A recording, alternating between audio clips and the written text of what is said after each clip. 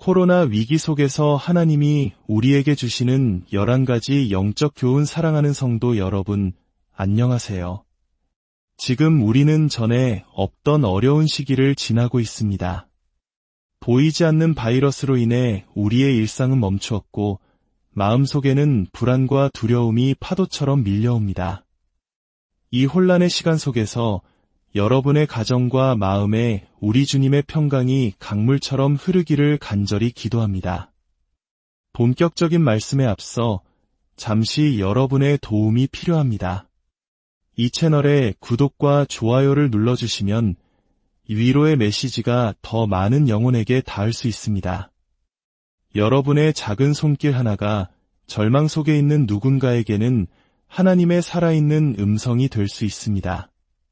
주님의 이름으로 축복하며 동참해 주심에 미리 감사드립니다. 오늘 저는 이 코로나 바이러스 위기 속에서 우리가 함께 묵상할 말씀에 대해 나누고 싶습니다. 우리를 둘러싼 상황을 바라볼 때 문득 성경 속 한 인물이 떠올랐습니다.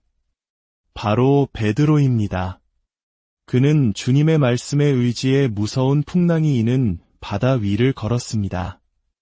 하지만 주님을 바라보던 시선을 돌려 거친 파도와 바람을 보는 순간 그는 물에 빠져들기 시작했습니다. 지금 우리의 모습이 이와 같지 않은지 돌아보게 됩니다. 세상을 뒤흔드는 소식들에 집중하다 보면 우리 역시 베드로처럼 의심과 두려움의 물결에 잠식될 수 있습니다. 그래서 오늘 우리는 세상의 파도가 아닌 영원히 변치 않는 하나님의 말씀을 바라보고자 합니다. 성경은 거듭해서 우리에게 이것들을 기억하게 하려 하노라고 말씀하십니다. 하나님이 우리에게 가르치신 것들을 잊지 않고 기억해야 합니다. 이러한 마음으로 저는 이 위기가 우리에게 상기시켜주는 11가지 영적인 깨달음을 정리해 보았습니다. 첫 번째, 위기는 우리 모두가 유한한 존재임을 일깨워줍니다. 지금 세상에는 죽음에 대한 두려움이라는 또 다른 팬데믹이 번지고 있습니다. 많은 사람들이 죽음을 두려워합니다. 하지만 성경은 분명히 말씀합니다. 히브리서 9장 27절은 한 번 죽는 것은 사람에게 정해진 것이요 그 후에는 심판이 있으리니 라고 선포합니다. 또한 로마서 5장 12절은 한 사람, 아담의 죄로 말미암아 사망이 세상에 들어왔다고 말합니다. 그렇습니다. 우리가 기억해야 할 것은 우리 모두가 아담 안에서 죄를 지었고 그로 인해 죽음의 심판 아래 놓이게 되었다는 사실입니다. 심장마비, 암, 사고, 세상이 말하는 수많은 사망 원인이 있지만 성경이 말하는 죽음의 가장 근본적인 원인은 바로 죄입니다. 누가복음 13장에는 실로암 망대가 무너져 18사람이 죽은 사건이 나옵니다. 예수님은 사람들에게 질문하십니다. 그들이 다른 사람들보다 더 큰 죄인이어서 죽었다고 생각하느냐? 그리고 이렇게 답하십니다. 너희도 만일 회개하지 아니하면 다 이와 같이 망하리라. 이 말씀은 굉장히 의미심장합니다. 예수님은 그들의 죽음이 그들만의 특별한 죄 때문이 아니라고 말씀하시며 오히려 그 사건을 통해 모든 사람이 자신의 죽음을 준비하고 회개해야 함을 가르치신 것입니다. 언젠가 우리 모두에게 죽음의 차례가 온다는 사실을 직시하라는 것입니다. 그렇다면 우리에게 가장 중요한 것은 무엇일까요? 바로 구원을 받는 것입니다. 믿지 않는 이들이 죽음을 두려워하는 것은 어쩌면 당연합니다. 성경은 두 번째 사망, 즉 영원한 죽음에 대해 경고하기 때문입니다. 요한복음 3장에서 니고데모에게 거듭나야 한다. 고 말씀하신 예수님의 가르침을 기억해 보십시오. 우리는 모두 어머니의 배에서 한 번 태어납니다. 그러나 하나님의 성령으로 다시 태어나야 합니다. 두 번 태어난 자는 한 번의 육체적 죽음을 겪고 주님과 함께 영원히 살게 됩니다. 하지만 한 번만 태어나고 성령으로 거듭나지 못한 자는 요한계시록 21장이 말하는 것처럼 하나님과 영원히 분리되는 두 번째 사망을 맞이하게 될 것입니다. 그러므로 우리 크리스천들은 죽음을 두려워할 필요가 없습니다. 오히려 죽음을 두려워하는 이들에게 담대히 다가가 복음의 메시지를 전해야 합니다.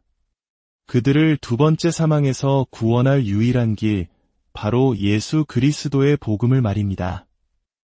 또한 마태복음 6장 27절은 너희 중에 누가 염려함으로 그 키를 한 자라도 더할 수 있겠느냐고 말씀합니다. 물론 우리는 건강을 돌보고 자신을 보호하기 위해 책임감 있게 행동해야 합니다. 하지만 우리의 생명이 오직 하나님의 주권 아래 있음을 기억해야 합니다. 태어날 때가 있고 죽을 때가 있는 법입니다. 두 번째, 이 세상은 우리의 영원한 집이 아님을 깨닫게 합니다. 야고보서 4장 14절은 우리의 인생을 잠깐 보이다가 없어지는 안개에 비유합니다. 이번 사태는 우리가 이 땅의 삶에 얼마나 쉽게 안주하고 있었는지를 돌아보게 하는 하나님의 강력한 알림과도 같습니다. 우리는 마치 이곳이 영원할 것처럼 이방 땅의 나그네라는 사실을 잊고 살아갑니다. 그러나 이 땅은 우리의 영원한 본향이 아닙니다. 믿음의 조상 아브라함을 생각해 보십시오. 히브리서 11장 10절은 그가 하나님이 계획하시고 지으실 터가 있는 성을 바랐음이라고 증언합니다. 아브라함처럼 우리도 이 땅을 잠시 지나가는 순례자임을 깨달아야 합니다. 히브리서 13장 14절은 다시 한번 강조합니다. 우리가 여기에는 영구한 도성이 없으므로 오직 장차올 것을 찾나니 우리가 이 땅에서 보내는 시간은 영원과 비교하면 한 점에도 미치지 못합니다. 너무나도 짧아서 사실상 없는 것과 마찬가지입니다.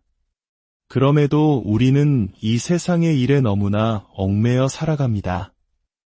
위기는 우리에게 우리가 돌아갈 영원한 집, 하늘의 본향이 있음을 강력하게 상기시켜줍니다. 세 번째, 땅에 보물을 쌓아두지 말라고 경고합니다. 우리는 세상의 보물에 너무나 쉽게 마음을 빼앗깁니다.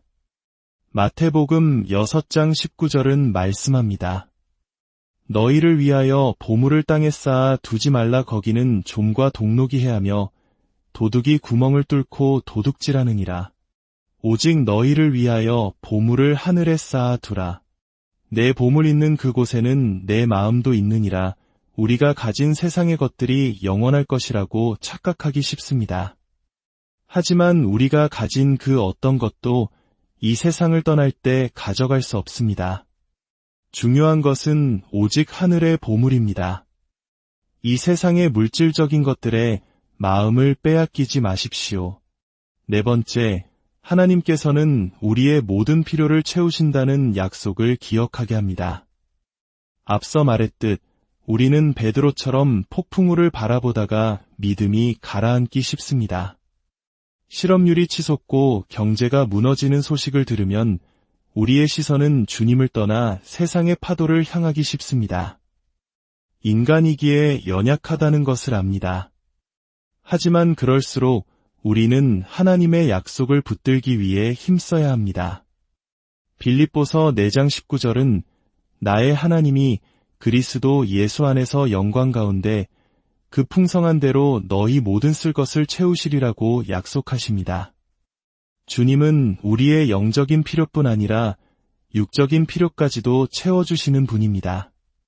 마태복음 6장 25절부터 33절의 말씀을 기억하십시오. 공중의 새를 보라. 들의 백합화가 어떻게 자라는가 생각하여 보라. 이 말씀은 하늘에 계신 우리 아버지께서 이 모든 것이 우리에게 있어야 할 줄을 아신다고 선포합니다. 그리고 결론적으로 말씀하십니다. 그런즉 너희는 먼저 그의 나라와 그의 의를 구하라 그리하면 이 모든 것을 너희에게 더하시리라. 이 약속을 믿고 믿음으로 한 걸음 내디딜 때 주님은 언제나 길을 여셨고 지금도 그러하시며 앞으로도 그러하실 것입니다. 거친 파도와 바람을 보며 가라앉지 말고 약속의 말씀을 굳게 붙드십시오. 5번째, 시간을 아끼라고 말씀하십니다. 에베소서 5장 16절은 세월을 아끼라 때가 악하니라 고 말합니다. 어떤 번역은 시간을 구속하라고 표현합니다. 위기를 겪으며 저는 제 삶을 돌아보게 되었습니다. 얼마나 많은 시간을 낭비하며 살았는가. 주님을 전하고 말씀을 선포하는데 더 쓸 수 있었던 그 시간을 말입니다. 우리는 세상의 즐거움과 오락에 너무나 쉽게 시간을 허비합니다. 물론 휴식과 즐거움이 필요 없다는 뜻이 아닙니다. 하지만 이 위기는 우리에게 복음이 필요한 잃어버린 세상이 있음을 다시금 깨닫게 합니다. 주님이 힘을 주시는 동안 하나님의 진리의 말씀과 복음을 나누는데 더 많은 시간을 사용하기로 결단합시다. 6번째, 믿음의 위험을 감수하는 자가 되라고 도전하십니다. 가나안 땅을 정탐했던 여호수아와 갈렙을 기억해 보십시오. 다른 10명의 정탐꾼들은 그 땅의 거인들을 보고 두려워하며 불가능하다고 말했습니다. 그들은 하나님이 아닌 눈앞의 문제만을 바라보았습니다. 그러나 여호수아와 갈렙은 달랐습니다. 그들은 여호와께서 우리를 기뻐하시면 우리를 그 땅으로 인도하여 들이시고 그 땅을 우리에게 주시리라. 그들은 우리의 먹이라. 여호와는 우리와 함께 하시느니라 그들을 두려워하지 말라고 외쳤습니다. 그들은 하나님이 함께 하신다는 믿음으로 담대하게 나아갔습니다. 우리도 세상이라는 거인 앞에서 쉽게 위축될 수 있습니다. 다윗과 골리앗의 싸움을 생각해 보십시오. 모든 이스라엘 군대가 한 명의 거인 앞에서 두려워 떨었지만 소년 다윗은 주님이 함께 하심을 믿었기에 두려워하지 않았습니다. 세상이 얼마나 악하고 거대해 보이는지에 압도당하지 마십시오. 하나님이 우리에게 맡기신 사명을 기억하며 믿음으로 전진합시다. 7번째, 진정한 믿음이 무엇인지 되묻게 합니다. 하나님께서 아브라함에게 그의 유일한 아들 이삭을 번제로 바치라고 명령하셨던 시험을 생각해 보십시오. 저는 그 믿음의 깊이를 감히 상상조차 할 수 없습니다. 또 풀무불 속에 던져질 것을 알면서도 그렇게 하지 아니하실지라도 왕이여 우리가 왕의 신들을 섬기지도 아니하고 라고 외쳤던 사드락, 메삭, 아벳느고의 믿음을 생각해 보십시오. 그들은 하나님이 구원해 주실 것을 믿었지만 설령 그리 아니하실지라도 자신의 믿음을 저버리지 않겠다는 결단을 보였습니다. 이것이 바로 진정한 믿음입니다. 히브리서 11장에는 세상이 감당하지 못하는 믿음의 사람들이 나옵니다. 그들은 조롱과 채찍질, 결박과 옥에 갇히는 시련을 겪고 돌로 맞고 톱으로 켜이고 칼로 죽임을 당했습니다. 궁핍과 환난과 학대를 받았습니다. 성경은 그들을 향해 이런 사람은 세상이 감당하지 못하느니라고 증언합니다. 훗날 사람들이 우리의 삶을 돌아보며 세상이 감당하지 못할 사람이라고 말할 수 있을까요? 저는 이 질문 앞에서 부끄러움에 고개를 숙입니다. 8번째, 하나님은 열방을 심판할 권리가 있으심을 기억하게 합니다. 하나님은 모든 것의 주인이십니다. 온 우주가 그분의 것이며 그분은 창조주이십니다. 그분은 위로운 하나님이시며 심판의 하나님이시고 동시에 구원의 하나님이십니다. 이사야 45장 7절은 나는 빛도 짓고 어둠도 창조하며 나는 평안도 짓고 환난도 창조하나니 나는 여호와라 이 모든 일들을 행하는 자니라 고 선포합니다. 코로나 바이러스 사태는 결코 하나님을 놀라게 하지 못했습니다. 그분은 모든 것을 통제하고 계십니다. 우리는 스스로에게 물어야 합니다. 왜 하나님은 이것을 허락하셨는가? 이 상황을 통해 나에게, 우리에게 무엇을 하라고 말씀하시는가? 하나님은 토기장이시며 우리는 그분의 손에 있는 진흙입니다. 그분은 한 나라를 세우기도 하시고 무너뜨리기도 하십니다. 세상의 어떤 권력자나 지도자도 하나님이 허락하지 않으시면 아무것도 할 수 없습니다. 이 관점으로 세상을 바라볼 때 모든 것이 다르게 보이지 않습니까? 9번째, 이 사역은 우리의 것이 아니라 하나님의 것임을 깨닫게 합니다. 세례 요한의 삶을 생각해 보십시오. 그는 구약에 예언된 위대한 선지자였고 예수님의 길을 예비하는 귀한 사역을 감당했습니다. 하지만 하나님께서 그의 사역을 멈추게 하실 때가 왔을 때 그는 감옥에 갇히고 목배임을 당했습니다. 우리가 섬기는 교회와 사역은 우리의 것이 아닙니다. 그것은 하나님의 것입니다. 만약 하나님께서 그것을 계속하지 않기로 선택하신다 해도 그분의 목적은 순수하고 정의로우며 옳습니다. 우리는 그저 이 땅에서 그분의 사역을 맡은 청지기일 뿐입니다. 모든 것이 그분의 손에 있습니다. 10번째, 하나님은 아직 이 나라와 교회를 향한 계획을 끝내지 않으셨다고 믿습니다. 요셉의 이야기를 기억해 보십시오. 하나님은 그를 통해 기근의 때를 대비하여 식량을 저장하게 하셨고 그로 인해 수많은 생명을 구원하셨습니다. 지난 수년간 우리는 사역 가운데 수많은 홍해의 기적을 경험했습니다. 앞으로도 뒤로도 갈 수 없는 막다른 길에서 주님이 길을 여시는 것을 보았습니다. 지금 우리가 마주한 이 위기는 아마도 우리가 경험한 가장 큰 홍해, 아니 쓰나미와도 같을지 모릅니다. 하지만 하나님께서 우리를 위해 예비하신 요셉의 창고가 있음을 믿습니다. 위기를 견디고 살아남아 더 큰 일을 감당하게 하실 하나님의 계획이 있음을 믿습니다. 또한 이 땅에는 여전히 수많은 의로운 사람들이 있습니다. 소돔과 고모라를 위해 기도했던 아브라함을 기억해 보십시오. 그는 의인 10명만 있어도 그 성을 멸하지 않으시겠다는 약속을 받았습니다. 이 나라에는 하나님을 믿고 의지하는 수백만 명의 성도들이 있습니다. 하나님은 그들을 통해 세상의 소금과 빛이 되어 담대히 진리를 선포하게 하실 것입니다. 마지막 11번째, 욥의 고백으로 돌아가게 합니다. 욥은 상상할 수 없는 고난을 겪은 후 마침내 하나님 앞에 이렇게 고백합니다. 주께서는 못하실 일이 없사오며 무슨 계획이든지 못 이루실 것이 없는 줄 아오니 내가 주께 대하여 귀로 듣기만 하였사오나 이제는 눈으로 주를 배움나이다. 그러므로 내가 스스로 거두어드리고 티끌과 제 가운데에서 회개하나이다. 고난과 재앙에 대한 궁극적인 해답은 바로 이것입니다. 우리는 누구이며 하나님은 누구이신지를 깨닫는 것. 그분의 목적과 방법이 우리의 생각보다 훨씬 높고 위대하심을 인정하는 것. 하나님을 하나님 되게 해드리고 욥처럼 티끌과 제 가운데서 회개하는 것입니다. 사랑하는 성도 여러분, 이제 말씀을 맺으려 합니다. 이사야는 외쳤습니다. 너희가 어찌하여 양식이 아닌 것을 위하여 은을 달아주며 배부르게 하지 못할 것을 위하여 수고하느냐. 우리는 너무나 오랫동안 세상과 타협하는 신학교와 교회, 잘못된 교리, 하나님 중심이 아닌 인간 중심의 예배에 만족하며 살아왔는지 모릅니다.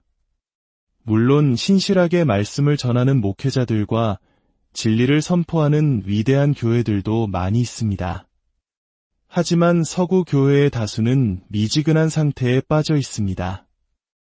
이 시간을 통해 우리의 우선순위를 재평가합시다. 우리가 시간을 어떻게 사용하고 있는지, 물질과 재정을 어떻게 관리하고 있는지, 우리 삶의 모든 영역을 다시 점검합시다. 이 고난을 통해 우리가 이전에는 생각지도 못했던 새로운 방식으로 사람들에게 다가가고 복음을 전파하는 지혜를 얻게 될 것이라 믿습니다. 이제 우리의 시선을 폭풍우에서 들어 주님과 그분의 약속을 바라봅시다. 이 어려운 시기를 믿음으로 통과하며 주님께서 우리를 통해 행하실 놀라운 미래를 기대합시다. 주님의 이름으로 여러분 한 분 한 분을 축복합니다.